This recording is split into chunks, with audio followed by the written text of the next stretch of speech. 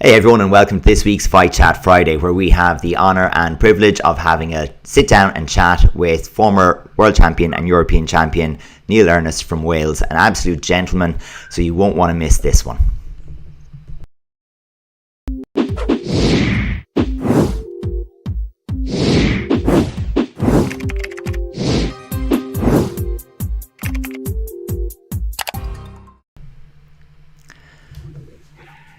Hey everybody, welcome back to Fight Chat Friday. We have a very special guest in Mr. Neil Earnest with us today.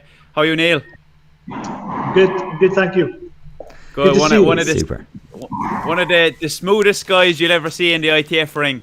Silky style. So I'm looking forward to getting in some of the clips today that we have lined up and showing you some of Neil's highlights throughout the years. Oh, absolutely. It's definitely going to be a fun one, and I've been looking forward to this one all week, and it's been a nice little experience just looking back even and grabbing all of the highlight videos and rewatching so much of what we could find of Neil's fights, because it's been a while since obviously I've been sitting ringside and watching Neil fight, so it's a nice little trip down memory lane to go and find those. And so hopefully for Neil it's much the same, and hopefully he enjoys the experience of walking us through his competitive career. It'll be really good. As we were looking through the kind of doing, as you do your research, whatever, to find these videos, I looked at an old ITF interview you did with Master Yedut a few years ago, way back. I think it was 2003, and you said, "I think I have 3 or 4 more years left." You said at that stage, and then I was like, "I remember Neil fighting in Richie Forde in 2014." I was like, that's much more than 3 or 4 years later. Yeah, that was maybe not the best decision. Yeah, well, you see, so just go ahead, Adrian. I was going to say, following on from Hong's, we have to ask about these 20-year careers, like, because so many of the guys now, they don't, they arrive on the scene and they're gone very, very quickly, and it's just so cool to be chatting to people who were competitive at a high level and maintain that competitiveness for so very long. So. This is we're not trying to give away Neil's age or anything there. I'm sure everyone will agree. He's never looked better. Yeah, so usually with these ones, Neil, we kind of start off with allowing people kind of maybe describe from their own point of view their philosophy and maybe like their style and their thinking behind their sparring approach. So if we were to ask you, what was your kind of your style, or what was your approach into sparring? I think I like to think that I was exciting to watch. Clean, try and score clean points. I think I can mix the styles up, like a counter spar, attack, and if it was a points type of fight, I was happy to do that. But if it got tough, and it was time to mix it, then yeah, there's no problem mixing it technically. So yeah, just that's it. Yeah. That's it. Yeah. We definitely seen that in the clips that you have, because there's like, for sure, we're trying to make some like assumptions of your style and stuff, and it's like you can't really do it, because sometimes he's on the back foot living on the edge, sometimes he's gung-ho attacking you. So it's like that, as you said, that style you have, always keeping people on the edge as well. They never, especially over a long period of time, Neil, I guess it's important to not be predictable. Yeah, sure. Yeah, I agree. I think my style changed from sort of the mid-90s through. And towards the end, I think it was more to try and be dominating and put the pressure on, put educated pressure on. So trying to, wear my opponents out as well as scoring at the same time, and mixing the attacking and the counter-attacking in sort of an attacking way. So you're never really waiting too long. If you're attacking, they're not, that's great. But if you're attacking and then they try and counter, you counter them, so it's like steps on. But always when that exchange finishes, to be the first one to start, commanding about. So it probably gives you a little bit more time to think as well.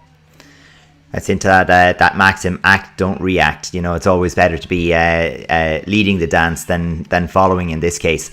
And I really like that qualifying statement: educated pressure. You know, and I think that is different, you know, from going gung ho and just attacking and having a foot in the accelerator the whole time. You know, it's deciding when and how to apply the pressure is really, really a big thing. So if this doesn't, sorry, Richie, go for it. Just on that point as well, I was thinking, looking at some of your old videos, Neil, it was like, and you see some of the judges in the corner with the pen and they're writing down scores. It was like anything that was like unanswered, it always made your job easy as the referee to mark that as a score. Whereas when it was like a back and forth and a real exchange, then they had to really pick out the clear score, and you were always very clean and precise. Whereas if it was just a one direct point shot, like point sparring, it's very easy for the judge, no matter who it is, to mark that score off. Yeah, I agree. I think one of my sort of things in my mind was try and be first and last. So yeah, I like that phrase, stealing that one. Very good. Whether or not you are the attacker or the counter-attacker, try to score first and then try to be the last one to, you know, score or win the exchange. Which makes a big impact, I think, on the last impression for the judging. And particularly when it's going to hands, like being the first one to connect when it goes to hands is the one that's kind of guaranteed to get the score. After that, with the trade or the exchange, it's often unclear, and the judges tend to go, well, you got in first and we'll give you one out of that. But, you know, definitely I think that's a feature myself and Richie were chatting about, was your ability to maximize scores when you did get in. So it was either that single clean shot, or, as I said, you finished with the last shot in the exchange and, you know, arrive out of it with the bonus point. I think that's, for me, was definitely a feature of your sparring style over the years. Yeah, it's pulling dolios to the body from everywhere. I mean, there were some of them there. We pulled some clips out there. We're going to have a look at them there. Hopefully, maybe that would be a good place to start. But some dolios there that you're pulling to the body, where I don't know how you're pulling the angles off. You're falling over and getting them off and everything. It was just always that mindset of let's finish to the body with a good kick. Yeah. I think let's have a look at that little highlight reel we posted, just because I think that's a good way to start. And if anyone's just joining this and didn't catch all of the bit of promo on the social media beforehand, you know, this doesn't cast Neil in a bad light, so maybe it's a good way to start it, you know.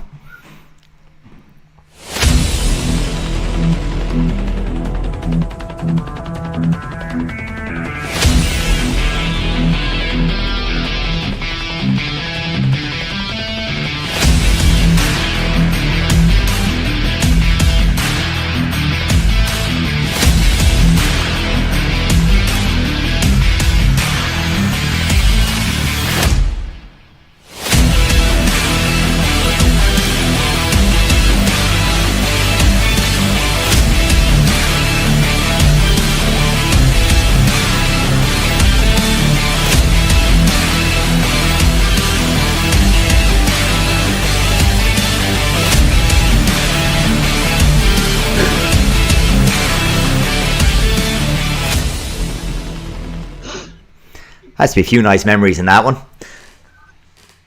Yeah, so some good times there. I don't really. There's not much stuff on YouTube. I've never posted anything of myself on YouTube. So those things, those fights, I've seen those, but I haven't watched them for a good few years. But there's some nice memories there.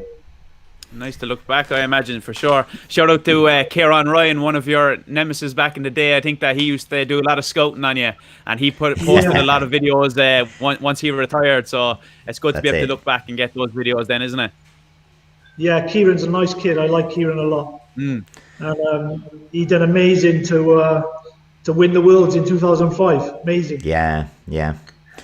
It was definitely, I mean, I think we'd seen him coming up at that stage, and, you know, he'd been improving all the time. He'd been getting about around Europe, particularly getting to tournaments, getting over to Poland, training with Master Yedut and all of the rest of it. And, you know, the progress had been there. And yeah, I don't think any of us at the same time were expecting him to go first time senior and win -70 World Championships. But, you know, an incredible achievement. And unfortunately, you know, he didn't stay in the sport that much longer. But, you've got to mark it. It was a huge achievement in itself, and again, for right now, a huge thank you to Kieran for the videos that let us put together quite a lot of these clips. So it's I'm actually just noticing in the comments here we have a little comment coming in from Jay Pereira. So besides the killer sidekick, Neil has an awesome reverse punch to the body, a counter that ended fights, and we've picked that out. So that's another little flash forward. We'll have to have a look at those in a little while. So Richie, do you want to start with that turning kick, or would you like to have a look at the front leg shots? Yeah, let's get into the front leg shots first. Did you see the shot we put up on our Instagram today, Neil, of the sidekick?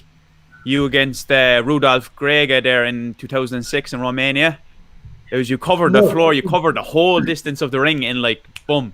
It's such a quick one. So we might have a look at that and then go into your front leg entries. You just covered the ground so quickly on that one. It was just one of the fastest sidekicks I've ever seen. And clearly you catch him off guard as well. Yes, I remember that one. The distance at that time was just a little bit bigger. So the first instance of the attack, I was quite safe. And then I think it was 3 actions. The first action I felt safe. Second one, I think he went back a little bit. So the third one, I just, I don't think he scored, just the arm, but it just allowed me to get a bit of ground and get the amount of distance you covered in that short time was crazy. And I think your posture when you did a sidekick, Neil, was quite upright. You didn't have to lean back too much to carry your center of gravity, and then just small adjustments on your standing foot, I think allowed you to get forward super quick. Yeah, I think throwing the sidekick when you are going across the floor, people make maybe a mistake where they move their back foot, so they shuffle first, so it almost becomes like a little skip first. So what I tried to do if I was going to go across the floor is to, as I was bouncing, bring the back leg closer, and then it would sort of give yourself an upright position, and your weight on your front leg is, on your back leg more, so you're able to push off easier. So would you make that that a little bit of an adjustment as you're kind of setting up your stance? As you're bouncing, So really, if you're quite side on, then the opponent is not really looking at your back leg, so you're just adjusting it. And this was a thing I did with the front leg as well for different attacks and stuff. So, but for going across the floor, if I didn't want the opponent to see me start, then that back leg would adjust under to take more of my body weight, to enable me to lift and push in one action. I think coming from your particular style as well, I can see how easy it might be to disguise, because you did stop and bounce on the spot sometimes, or it looks like you're on the spot, as part of your control of tempo. So you're playing with the tempo, and you go from these bursts of activity, and you kind of wait, and then you just start a little bounce. But I mean, it's easy when you're doing that and you're more or less on the spot to just be shortening ever so slightly as you go and picking your moment. So it's something where if a person's very fluid forwards backwards, it's a different way of hiding that kind of shortening of the stance, but you could do it just on the spot with very gradual changes in the bounce. It just I think it was something that I just practiced for a long time. I've just been able to lift the front leg without moving the back leg, without shuffling your weight or making a slight skip. But again, I only use that when in certain times. Then obviously other times when you actually want the opponent to see you shuffling, to make them think you're going to attack, or giving them a shallow attack, then I would use the skip in different times. So just working on the sidekicks, lots of as you guys know, there's lots of different ways to throw a sidekick, and that was just one of them. What I loved about your one in particular, Neil, is when you picked up that foot, it was always the attacking tool facing your opponent. You see a lot of people lifting, it's the shin facing the opponent, and they have that kind of that turning kick flicky motion. It was like your attacking tool was always in line with you and the opponent, and then no matter how much you traveled, it was there. And then you were able to always sneak it out to the hip and then adjust that to the head if you need be as well. It was a real nice style you had with it. And as I was actually watching the videos today, just kind of going through the videos of yourself, my sister said, "Whoa, he's actually really tall." And I was like, "He's actually not the tallest guy in the world. It's just that in the ring you look quite composing, and kind of like your posture is really, really tall. It's kind of a unique style that you have. Not many people, they prefer to get a bit deeper into the stance, I think. And that was actually one of the reasons I think that you were so quick off the mark on that front leg as well." Yeah, I think. I in my day, I think I was maybe one of the tallest, but certainly not now. Looking at these guys, there's some freaks out there. Yeah, they're crazy tall. Yeah. Does your height start with 6 or with 5? That's the question. Does your height start with the number 6 or the number 5? You know. Well, it started with 6. But now I think I'm 5. Really. I think I was like 6, bang on. Yeah. But I think I'm just below 6. I sort of measured against my son last night, and he's way above me. So I said he was 6'3", but in fact he's 6'1". It must mean I'm 5'11" or something.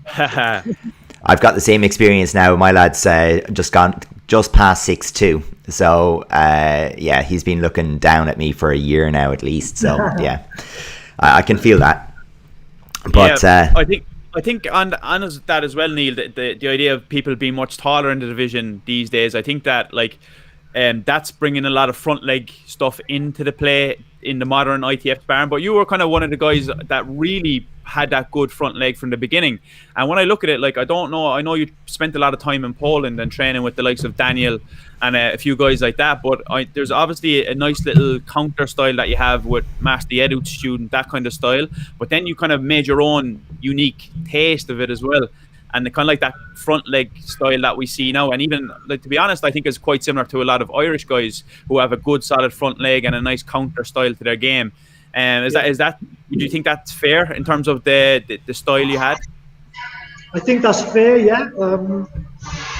Certainly, as a junior, you know, at a young age, in Wales and in Britain, it was just lots of front leg. We trained lots of front leg, and you know, treating it like a boxer's jab, if you like. Yeah. Sometimes just a distance finder, or sometimes, you know, try and do some sort of damage with it. But training with just with Master Yedu, I think I had 5 months out. Well, 3 weeks turned into 5 months. So yeah, it was just nice to just get a few different ideas, and it's a lot of movement stuff. And again, training, the opportunity to train with, you know, 15, 20 guys who are internationals, like 4 or 5 days a week. It's a hell of a stable, yeah. It was huge, like, you know, because at the time, since sort of 2002, I didn't have as you know, the problems with the ITF in 2002 and stuff, with the splits and stuff. I found myself alone in Wales, literally, me and my sister. I didn't have a club at that time, so I started a club, and nobody to train with, nobody to spar with, you know, so I found it difficult to get myself motivated mentally to be able to make sure I stay competing at the top level. So trying to, you know, train around work and family. I was basically training alone. So any opportunity which came up, I sort of tried to take, certainly sort of around that time. So yeah, it's just difficult times, but you know, training in Poland was one of those things which helped a lot. It's like, it's crazy that you say that you didn't have many training partners and stuff around that time, 2002, because you won the Worlds in 2003. Is that you did win it in 2003? That right? Yeah. Like, so to be able to in not Poland. have many sparring partners and in Poland, yeah. Was it around that time that you went, or before the Worlds or after the Worlds? It was at the end of 2002. Okay. So up to 2002, it was pretty okay in Wales. We had a lot of juniors coming through. They were quite good, but they weren't quite ready to really have good tough sparring sessions. But they were good anyway. And the couple of the seniors who were there, they were good and stuff. But I just think I just wanted something more. I wanted it was an everyday thing for me. And but certainly after that, it was difficult without training with people, without even being in a club, without having an instructor at the time, and that was sort of the case for the next few years. Wow. Do we want to jump in and have a look at some of this front leg in action so we can put a bit of frame of reference there? So Neil, let's have a look at this. So starting off with that one against Rudolph again. And as you kind of mentioned earlier, Neil, it really does link up all your other shots as well. There you are fitting in the Dalio again. Like, that was one of the examples. Like, how do you even find that angle? Yes. Can you hear me, Rich? Oh, we can, yeah. Yeah, go ahead. Yeah, just trying to... like I say, sometimes the first attack was a distance finder, or to try and make your opponent go backwards, and then the second phase would be trying to go for that point. Yeah, we see that right here, actually, right on cue. When they're sort of, they're moving out of range, so they're not quite set themselves, and it just gives you an opportunity. Yeah, so we've talked about that in some of the live shows that we've done, where we've talked about like the trampoline effect of, when you go with that longer one and drop the leg and come back up again, if the person's had to move that far away that they're still having to recover their balance, you dropping to the floor, coming up again can just be that bit too much. It just makes it really hard to counter. So if you haven't countered your kick as you lift it from the floor in the first instance, it's very hard to find a time to actually make the counter later on. Yeah, I think if you making the first part of the attack sort of with a high knee lift, and the foot is straight out there, but not getting too close, then people are reluctant to counter while that leg is sort of up coming from distance. So that again, now they would sort of look at it and then back off a little bit just to reset themselves, but at the same time, I'd be going into the second phase, foot down and back up and go again. So and try to mix it up as well, try and mix the height of the kick up, so you see sort of sometimes it'd be middle, and then middle, high, point to the middle. Like that one against David Kerr. Yeah, that I think that attack was basically started off middle, and he was moving back. And David's a great fighter, I think he's one of the best. For someone to win 3 times in a weight category and then go up another weight category and win again, that's something else, it's amazing. And listening to him, like, he was very much in your situation as well, Neil. Like, he felt like in Brazil there was always only a few guys to train with, and an awful lot of it was done very much, off of the training that he could engineer and the trips that he could engineer. So I think he was coming from a similar scenario to you there. Yeah. I spoke with David quite a lot actually, but he's told me some of his stories from how he used to train, where he's come from. I think he came from a WTF background as well. Yeah, that's right. So, as most of them did in Brazil, I think. So for him to transition in a short period of time and be successful is really good. Yeah, it's amazing. Yeah, we seen a clip as well of you fighting him in the early days. Not the best video quality, but we seen both of you guys like to shout. Is that something that you'd like to see come back into ITF, Neil? Did you did enjoy a shout, a bit of a yell on your shots to say like, okay, referees, let's mark that one down? Yeah, I think I probably did it too much, and whenever I look at it and see it, I cringe, so I get a bit embarrassed. Oh, good. Let's see what happens. Yeah, I mean, what is it? I don't see the harm in it. I don't see the harm.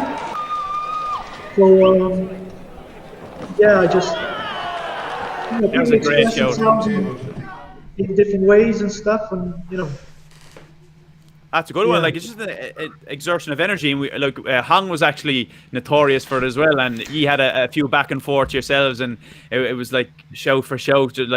But like you can see the purpose of it, and obviously when you do get a big shot, it's just that like exertion of energy, because you know what it feels like when you land a big shot on somebody. It's like, yes, I got that, and it's just an expression, really, isn't it? Yeah, of course. Don't think it's anything, sort of to put your opponent off or not anything like malicious, that. It just comes out, Yeah. Oh yeah, but I definitely think, like, on a big score, and particularly even just at the end of the match when you've won, I think when you suddenly see this little warning being thrown out there for for celebrating a score or celebrating a win, it's like, no, you really don't understand sport if you don't know what it feels like to feel that in the moment.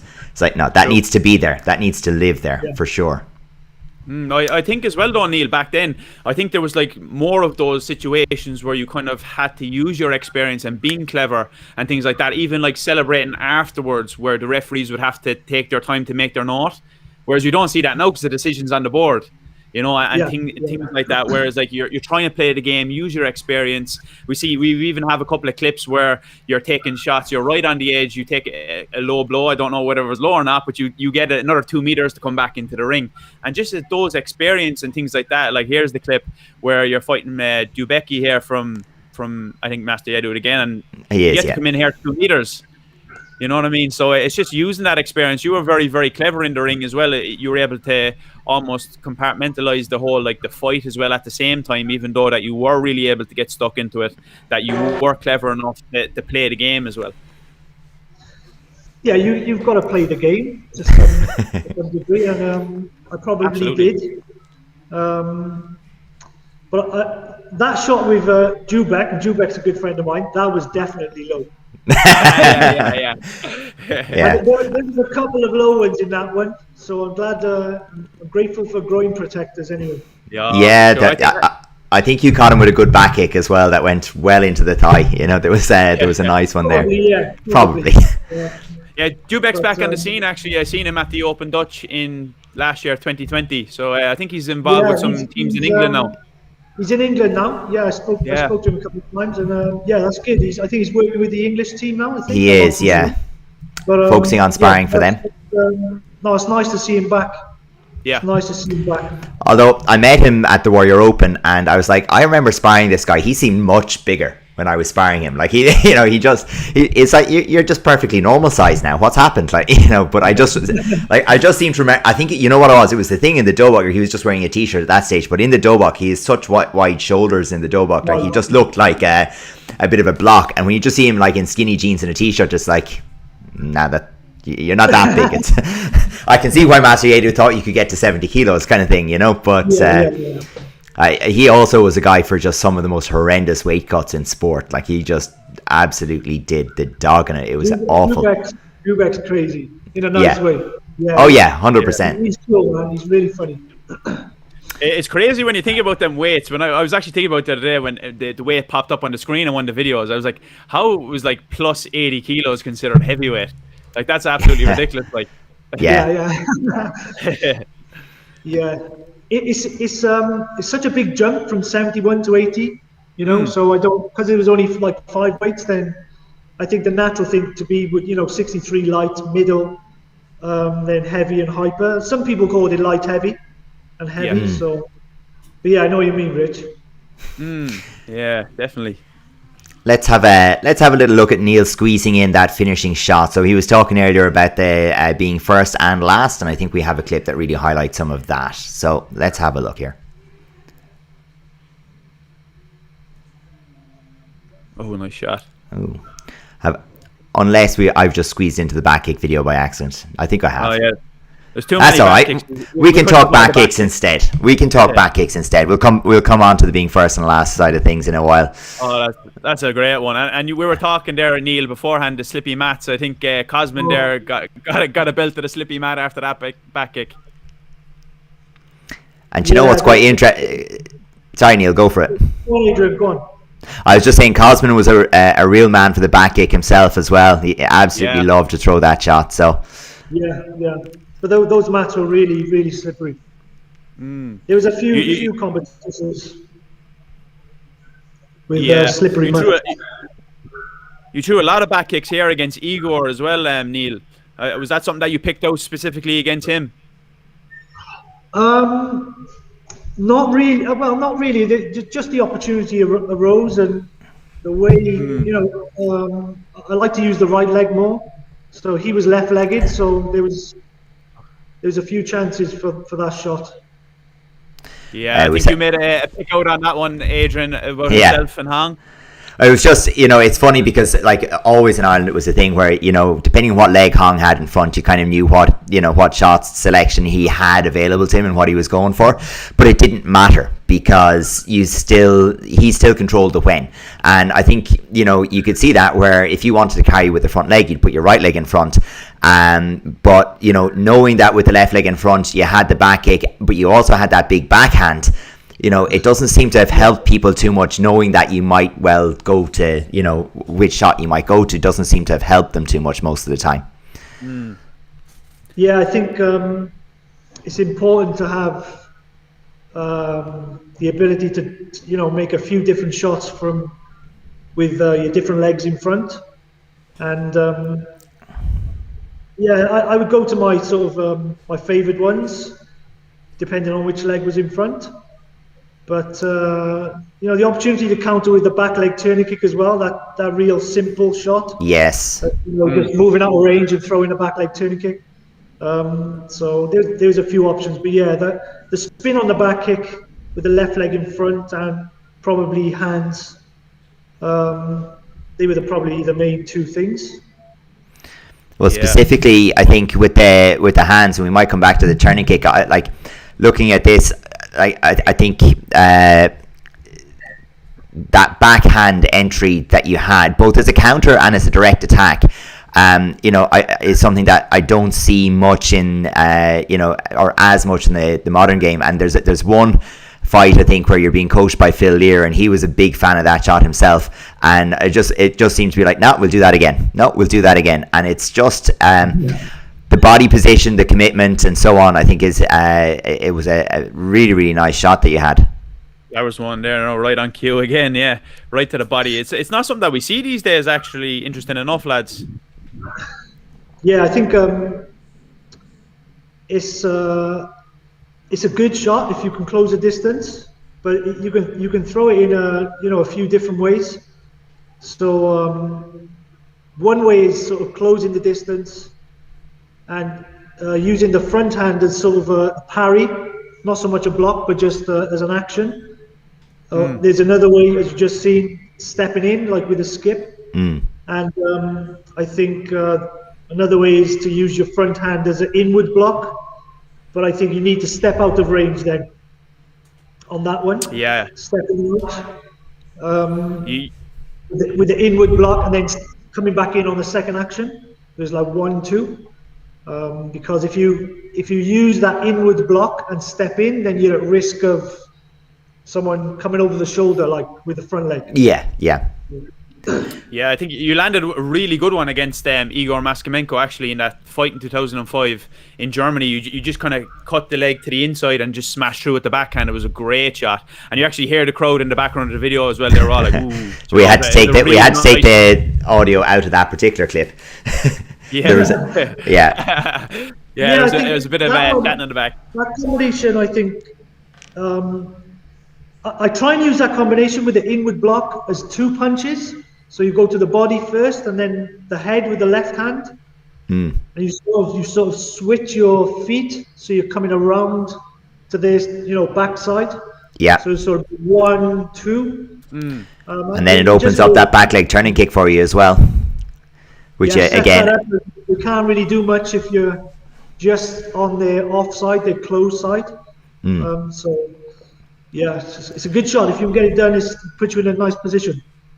Yeah, but I think sure. your combinations like that, your choice of shots lends to your own, your own favorite shots as well. So like that was one example of it where, you know, you're looking at potentially stepping in off the backhand, which then leads to that, oh, lovely, you can throw the back leg turning kick, but if you recover your foot the whole way, put it in the back again, you can exit with the back kick. And, you know, you tended to find these kind of patterns of techniques and linking them in different ways that I think really just created a really nice flow, and I think that's what made it exciting and engaging to watch you fight, because you know, it wasn't a case of let's posture for a while, hit one shot, we're done. It was a case of, well, if Neil gets in, there's going to be a little bit of ruckus here, something's going to happen. So, you know, I think that was always exciting.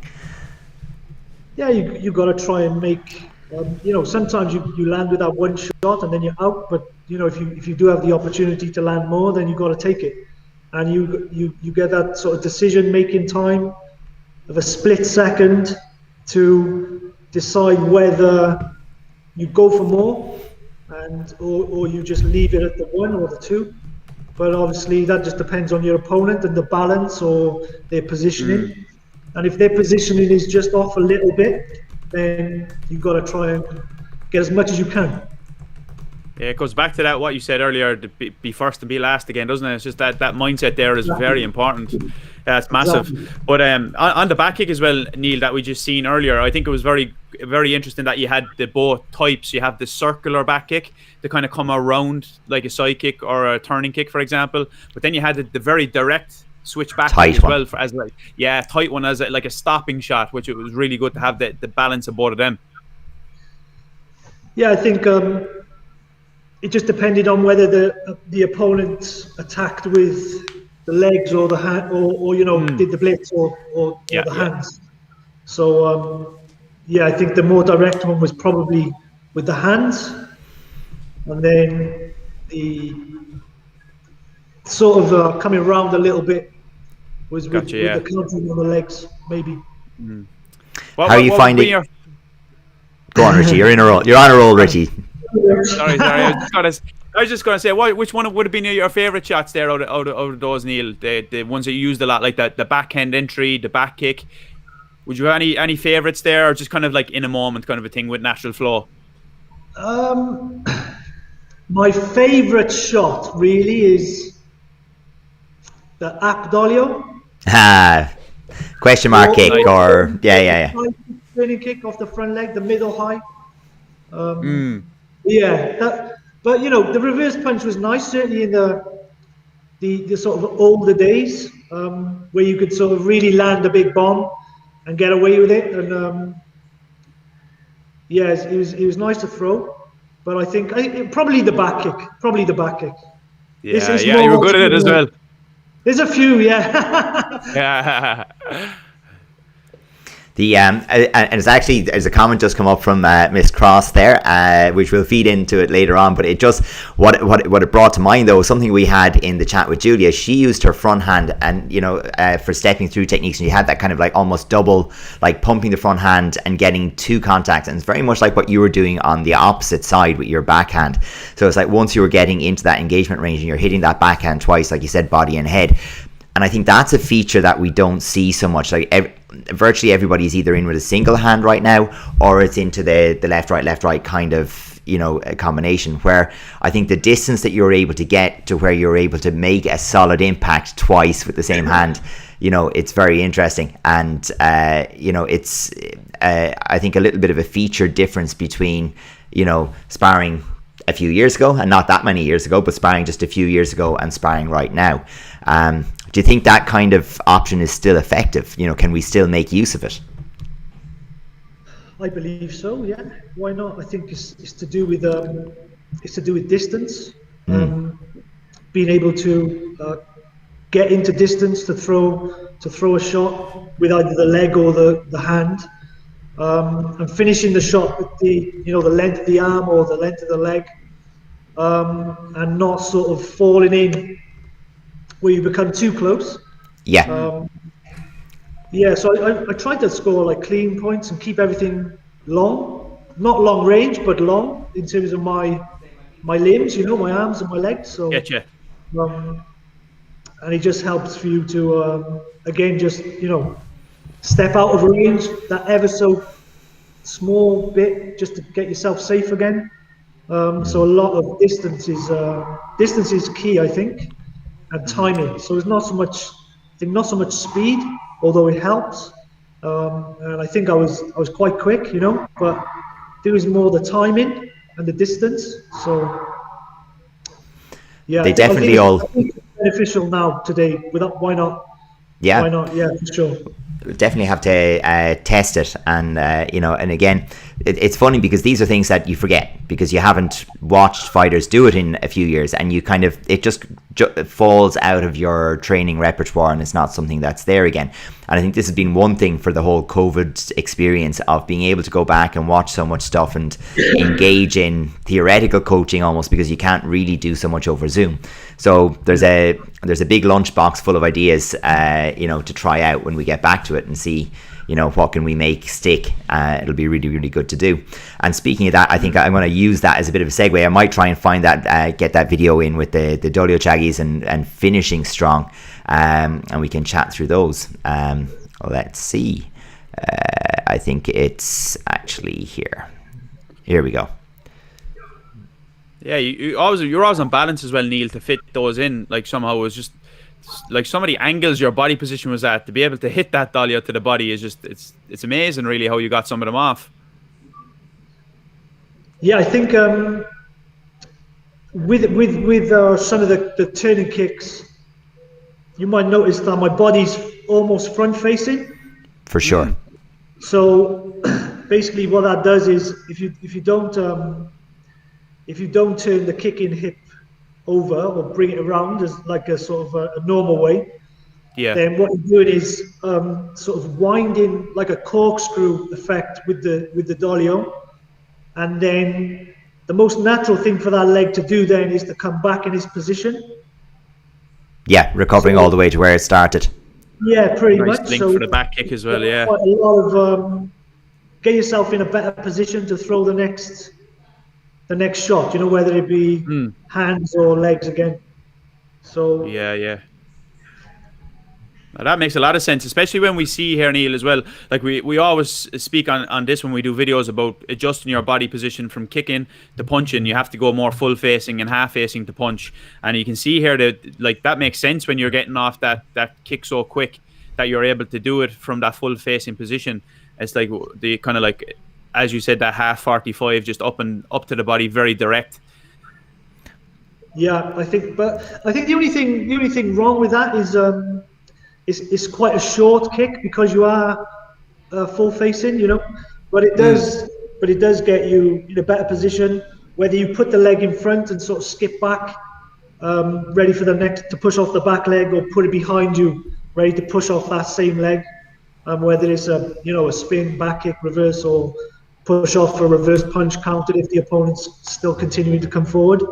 So it was more of a front facing hips, turn it in there and sort of twist it back.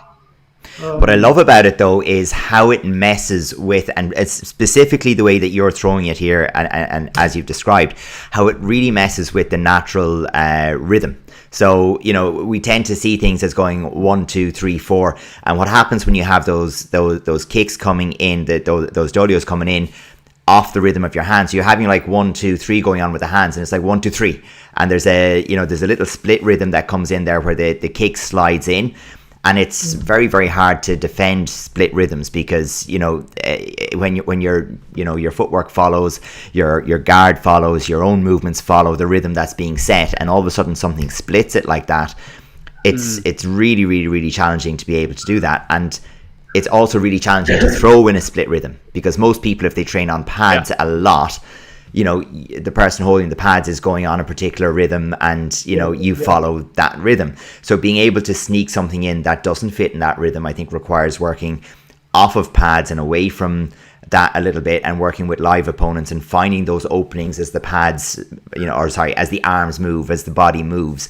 And it's I think it's just, it highlights for me just how many bonus points are on the table if you can achieve that. Yeah, I agree. I think in the initial first attack with a hand, you're obviously trying to land that first one. The first one's the important one, and then maybe the next few are more of a flurry, because in the back of your mind you want to bring that leg up and to get the extras. So certainly if the distance between the two of you gets close, so you're almost using that first one as the landing one, and then if you're a little bit too close to throw your legs, you're almost trying to flurry and use your body weight as well, just to get them off you, to create a little bit of distance so that leg can come up. The little bump. It's kind of, yeah, that's what they do in WTF, isn't it? They get like very close contact and they get a bump off, and then they get in that sneaky little dolio to the body armor. Yeah. It's a nice little one, like, you know. I think as long as you're throwing punches and you're not, going chest forward, then you're trying to score, But the main thing is in your subconscious is that leg coming up to get the clean one on the break, on the finish. That was actually something we seen with Julia as well when she was on, is that like when she got into that flurry, her intent was to punch as quick as she could in that flurry. Whereas I think nowadays you don't see it that often. It's kind of more distinctive punches that people look to find instead of trying to get in as many as they can. Would you agree with that? Yeah, I'd agree with that. Certainly on the first two punches, I think people are like, with the sort of blitz or the flying punch, they seem to be, looking for those, trying to land the two, obviously, but they seem to be more obvious and not flurrying so much. But I think that has to do with the nature of the bouts now. There's so many stops in the bouts themselves that, as soon as you get close to somebody, you're looking at a referee sticking their hand in and stopping it for some strange reason and not allowing it to flow. Because after all, we're doing continuous, and I think it's a big thing at the moment that we need to try and address, as coaches and officials and stuff need to let this bout flow a bit more, and then you might see these type of more combinations coming in, and ring craft and more strategy, not just on the sort of one exchange and then you're starting again. So it's true, because you can't develop angles when it's bang stop. So, because naturally the match starts with both people objectively one in front of the other. Even if you're circling, from wherever you are, your opponent is in front of you. And then, you have your engagement. And if the engagement breaks immediately on contact, it's basically a linear fight, even if there's some rotation. So it's, definitely what we're thinking of is, it would be much nicer if you could engage in contact, if you could stay in contact a little longer. That lets those angles and, rotations develop. Creativity as well, isn't it? Like, I know you're a big boxing fan, Neil, like the likes of Lomachenko and these guys who are able to pull nice angles and be creative in their movement as well. Like what you said earlier, Adrian, with that initial shot of going to the backhand, pulling off at that angle with the front hand, and then getting the dolio at that angle. Like, all these creative little ploys that people have kind of takes away from the sport a little bit. Yeah, I agree, and I think it takes away the rhythm of some fighters as well. You get into a rhythm, you have a combination, you have an exchange, you want to get back into that exchange again in a certain way, whichever way you try and manipulate it, and things just, in a way, I'm glad I'm not involved in the competing, because I think it would be really frustrating. Certainly for the older school guys, because things just flowed a lot more when certainly in the sort of middle of my career. Let me switch that question up on you. What is something that you would like to bring back to when you were competing from now that we have these days? Is there anything? 2 points for the jump punch. Yes, mate. Bring it the other way. Something that you'd like to take from now back with you to the start of your career.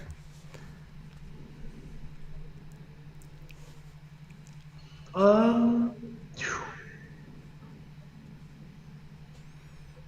If there's a shot or a technique or a style you could put in your back pocket to take to the start of your career, what would it be? you got me on that one. Okay, maybe you know, coming off the front leg and making the hook, so like a side kick hook. Yeah. Although it did happen, you know, but not as much now. But I think I'd probably struggle to do that shot anyway. Yeah. But yeah, when that lands, it's quite nice. And a lead hooking kick, you know, it comes down on like a 45 degree. Over that off the lead leg. Yeah, it's a nice one. But my friend had that one, James Carrier, who was European champion in '95 -80. That was his shot, so throw that one. He was the innovator. Yeah, I never used to throw that one because I couldn't do it.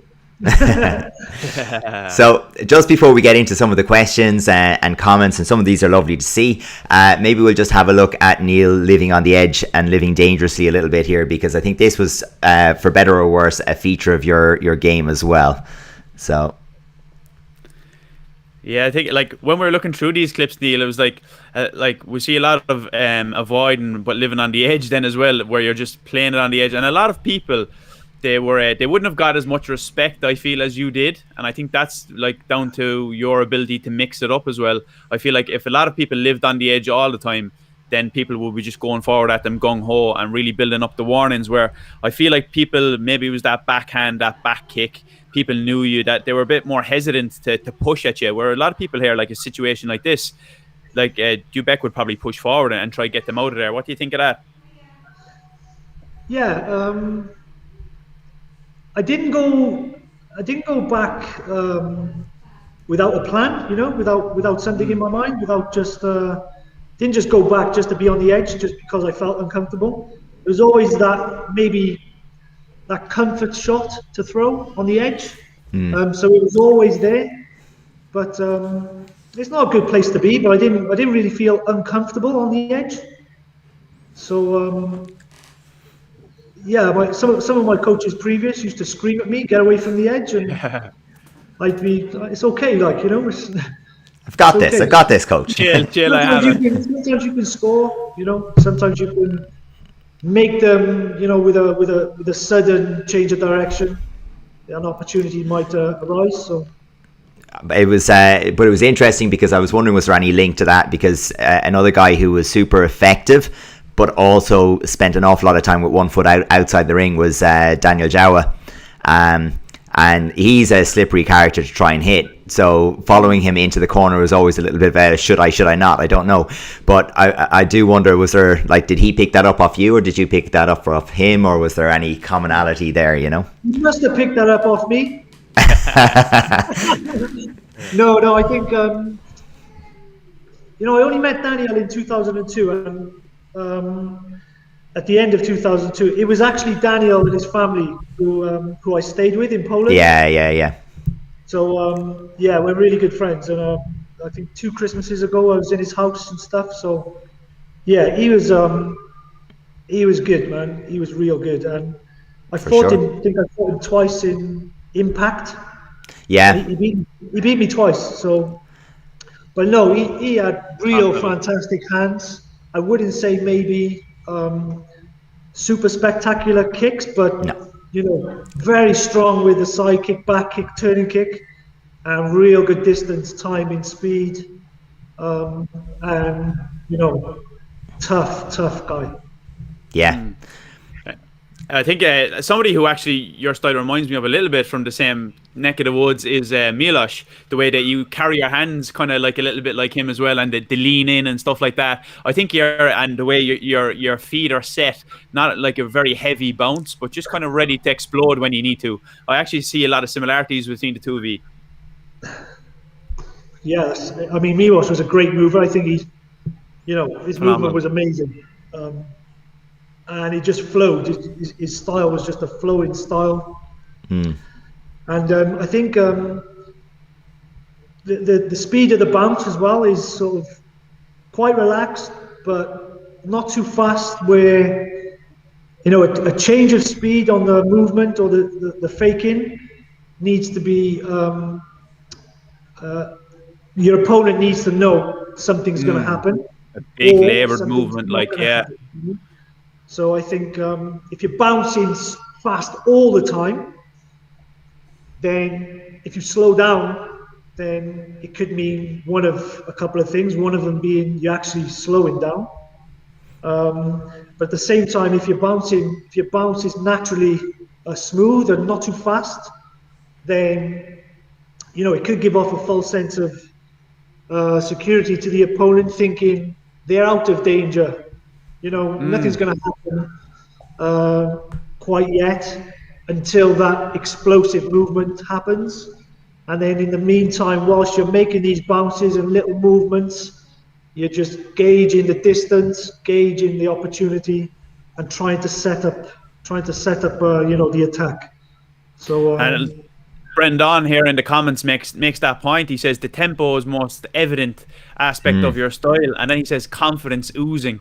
So I think that actually went hand in hand with your style, Neil. Like the tempo and that composure that you had in your stance as well with the tempo and stuff. It was like you're not panicky, you're not edgy. It's just like I'm completely calm in here. I've been here hundreds of times. Yeah, when I was one to be very, very nervous before competitions, almost to the point where it could have tipped me over the edge, so to speak. Could have like ruined the performance, but there was more fear of losing, not being hit or anything like that. It was just fear of maybe losing.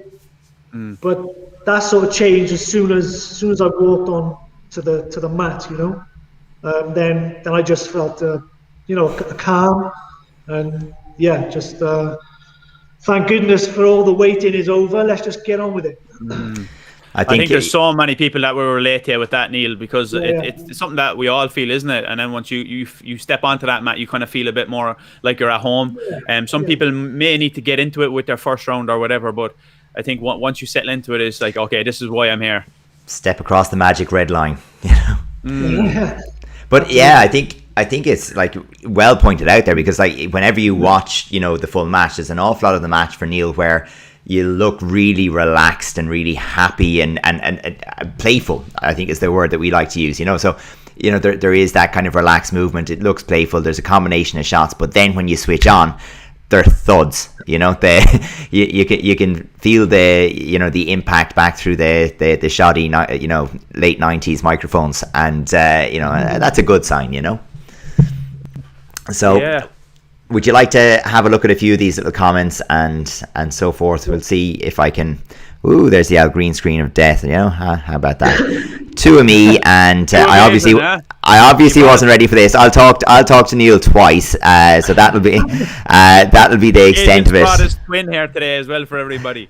Yeah, so in case anyone was brought over by the illusion of it, there isn't actually a beautiful wall in my background. It just isn't. It's not a thing, so we'll see how we go.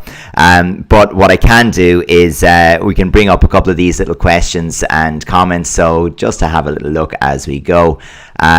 So from Damien Carthy there, we have gung ho is a bit of an understatement. Just great. Did you do some boxing? The speed of your hands. So you have to get all of this in a Dublin accent. So it's tricky, but so I suppose the question in there was, did you do any supplementary training with boxing to build up that hand speed? No, never trained in a boxing gym. Maybe stick to your Taekwondo demo. Yeah, never did that. Just I like watching boxing, and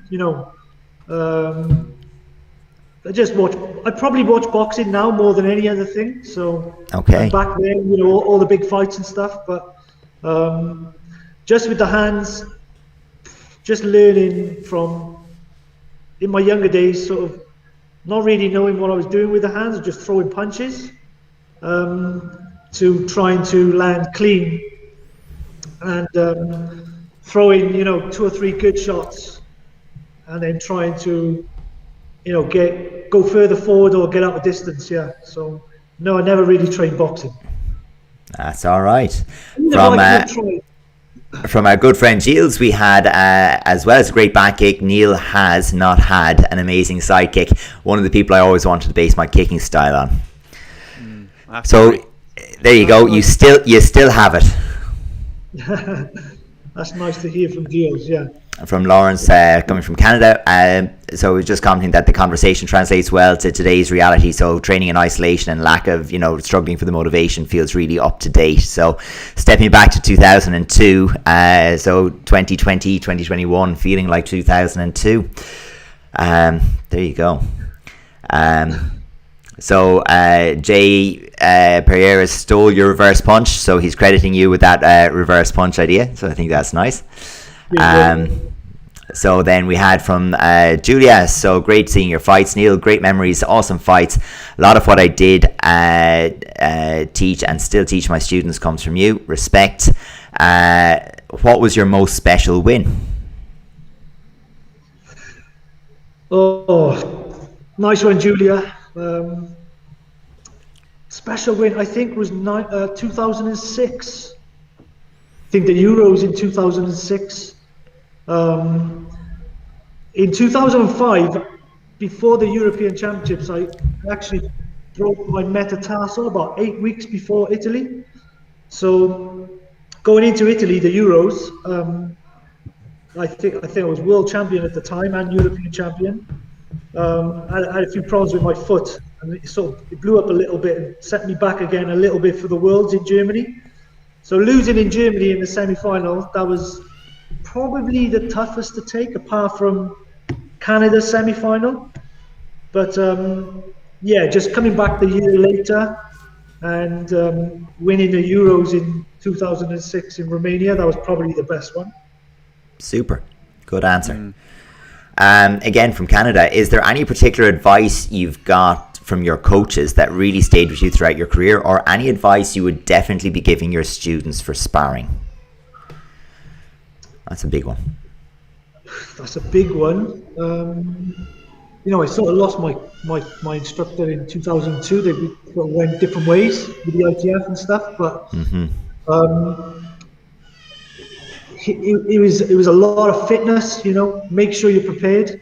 So I try and get my students for sparring, make sure they're prepared, because I think failing to prepare is preparing to fail.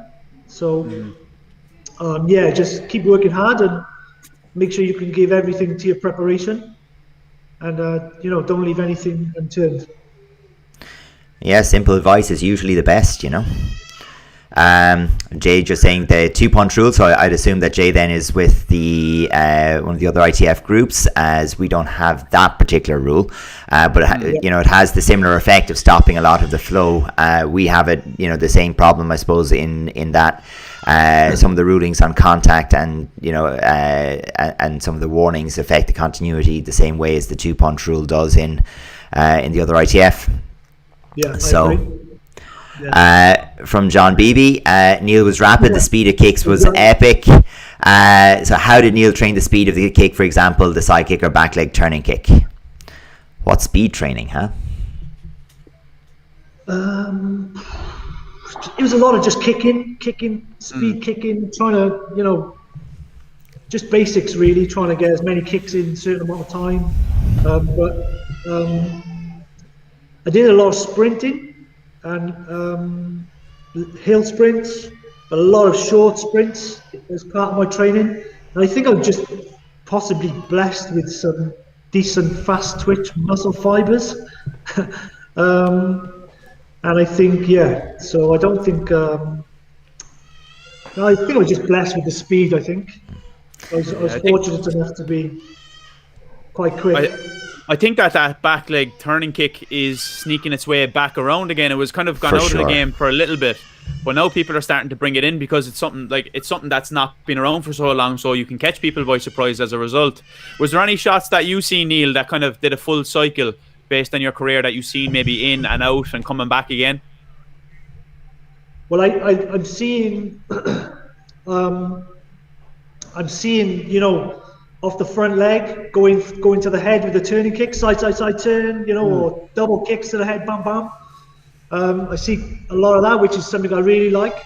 And going back sort of early 90s, mid 90s, the guy I think for me was Steph, off that front leg, going middle high. And I used to watch Steph when I was a junior, and some of his front leg work was bam bam over that shoulder and just rapid. And so yeah, probably took a bit of the front leg from Steph. Not a bad guy to borrow a technique or two from. Yeah, sure. Coming back again to Jay Pereira, out of curiosity, how much did flexibility play a part of your style, and did you have full box splits? No, never had full box splits. Probably got just about down on the left side splits. Couldn't do my right side splits. My worst thing in Taekwondo is my flexibility. I was never blessed with flexibility, and I always used to, so when I was younger, my dad used to sort of help me, but make me do it. And it was really, really not nice experiences because I was not flexible at all. And now when I'm getting a little bit older, it's sort of affecting me a little bit as well. But I would need to stretch quite a lot just to be able to, get the kicks up to the height that needed to be, and also just to keep relatively fit and injury free up until 2009, and then that all changed. You could blame genetics, but I don't think Rhiannon struggled with the flexibility to the same degree. A little bit she did, yeah. So yeah, really. Giving out family secrets now, so it was something we had to work on. It's definitely not natural. So yeah. Well, that's fair. So we had a few comments. A few headshots, not a bother. That's it. I was struggling with that accent there, my friend. I said you still managed to get to the head, not a bother. Yeah, no problem. Yeah, as long as I was sparring people, 5'8", 5'9". That's the trick, and in nice long stances, Yeah, nice and low. So a few nice comments, just enjoying the experience, enjoying the podcast from Mike Flynn, from Lawrence and so forth. Damien, who'd asked earlier, he's just asking as well, if there was one other sport that you were to jump into and it wasn't Taekwondo, what would it be? Athletics. Okay. Go on, what event? All of them. Well, I was sort of ranked number 1 in Britain for 800 meters when I was about 14. So okay, now hang on. This is a big one to drop on us. This wasn't in your CV, buddy. What's the story? Secret, yeah. Well, I mean, I did athletics in school, and cross country and stuff, and then I joined Cardiff Athletic Club, and I went to my first 800 meter meet, and the British champion was there, and I won the race and stuff. So. I think athletics I probably would have chosen. And there came a point where I had to choose between athletics and Taekwondo, because 1992 the European Championships were in Terracina in Italy, the Taekwondo. Yeah. And I chose Taekwondo. So yeah. That European Championships just came at the right time for us. Well, the only consolation is, I suppose, it would be rather difficult to be a professional athletics coach. They're a very rare breed. There's a lot more professional Taekwondo coaches than professional athletic coaches out there. Yeah, for sure. Yeah, so I suppose there's something out of it, as well as all of those years of wonderful experiences and the memories that we just went back through. But I wouldn't change it. No, absolutely. So I have to say I've really enjoyed today, and a great catch up, and it's been too long because usually we get to see Neil, twice a year, every year at least at a championships, and this has been the longest I've gone without actually seeing you in person in probably 15 or 18 years at least. So there you go. Good to see you. Yeah, it was good to catch up. It was nice to look back at Good to your talk, yeah. fights as well, and I'm sure it was nice for you to reminisce on the good days. Yeah, it's nice to see some of those. I might have to dig out a couple of my DVDs and my videos to get a few videos on. Yeah. Oh, do, yeah. This sounds good. This sounds Might good. take a while. Yeah, But, fantastic. Listen, Neil, I just, on behalf of everybody that's tuned in as well, I just want to thank you so much for coming on here and sharing your experience, sharing your thoughts. I'm sure there's a lot of people here who are going to take inspiration from that, so we appreciate it very much. Yeah, you're welcome. Thanks very much for considering me. And your platform is really good, yeah, really good. So I'll keep following you, and I'm looking forward to the next person you get. There you go. Much appreciated, Neil. And I suppose we'll see everybody on Tuesday. Yeah, thanks for joining in, guys. We'll see you in the next one. Make sure you hit this video a like, subscribe if you're new. Go check out Neil on his social media, NE Sport Taekwondo. So go check out Neil and his stuff there. Follow him along, and we'll see you in the next one. Thanks, everybody. Bye now. Cheers.